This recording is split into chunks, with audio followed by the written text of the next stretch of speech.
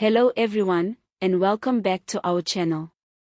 Today we're diving into one of the most heated political and economic showdowns in South Africa's recent memory, the court battle over the controversial VAT increase announced by Finance Minister Enoch Godongwana. As political tensions rise within the Government of National Unity, this tax hike has become a major flashpoint between the ruling ANC, the opposition DA and EFF, and the South African public.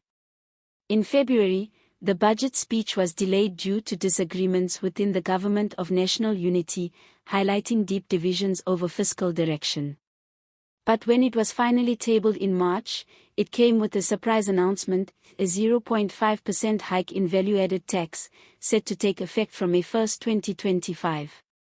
That means ordinary South Africans will be paying more for everything from groceries to essential goods. Now, both the Democratic Alliance and the Economic Freedom Fighters have taken the matter to court, filing separate legal challenges in the Western Cape High Court. They're arguing that the VAT increase is not just bad policy, it's unconstitutional. Their main claim is that the adoption of the fiscal framework by Parliament, which paved the way for the VAT hike, was unlawful. But Finance Minister Enoch Godongwana has hit back hard. In his responding court papers, he told the DA and EFF that their arguments are too little, too late. According to the minister, the decision to raise VAT has already been finalized, and no amount of court action can reverse that at this stage. Godongwana also dismisses the DA's claim that his VAT announcement is unlawful.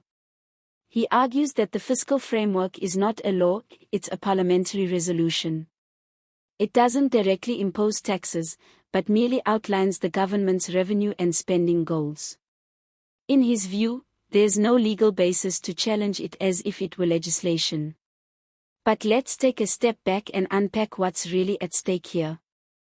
The 0.5% VAT increase may sound small, but it will have a significant impact on the cost of living, especially for low and middle-income households.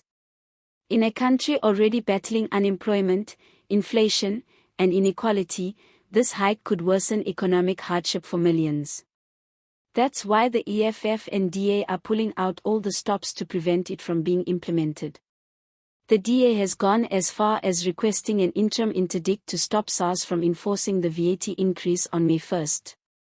They argue that without proper legislative backing and lawful adoption of the fiscal framework, the tax hike should be considered invalid.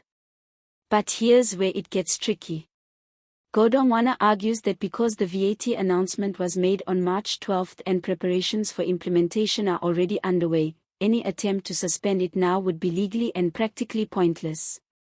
He's essentially saying, you're too late, the train has already left the station. As for the EFF, their legal papers have been described by Godongwana as difficult to understand.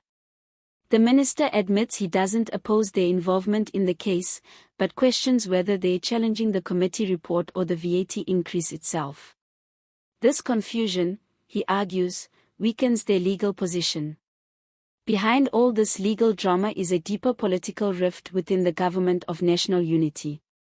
The ANC's decision to move ahead with the VAT hike, without full backing from its new partners, is causing serious tension. The DA and EFF, despite their differences, are united in their opposition to what they see as an undemocratic and economically harmful decision. What makes this situation even more sensitive is the timing. South Africa is just months away from a national election, and any decision that affects people's pockets is bound to become a major campaign issue. The ANC risks alienating voters who are already disillusioned with poor service delivery, rising costs, and corruption scandals. Critics argue that the VAT increase is being pushed through to plug holes in a sinking ship, to fund growing debt, ballooning public sector wages, and underperforming state-owned entities. Meanwhile, ordinary citizens are left to bear the burden.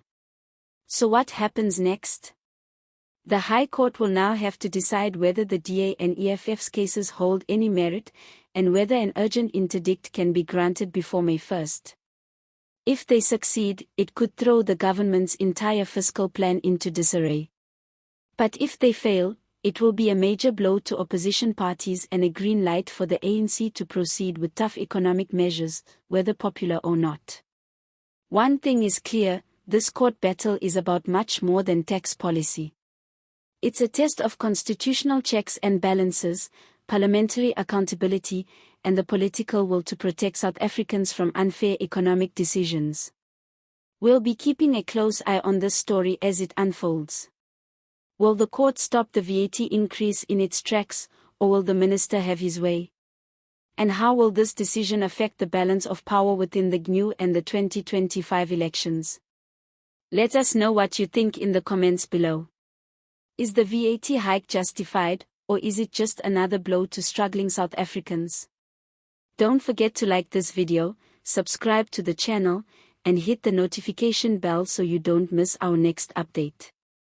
Thanks for watching, and as always, stay informed, stay engaged. See you next time.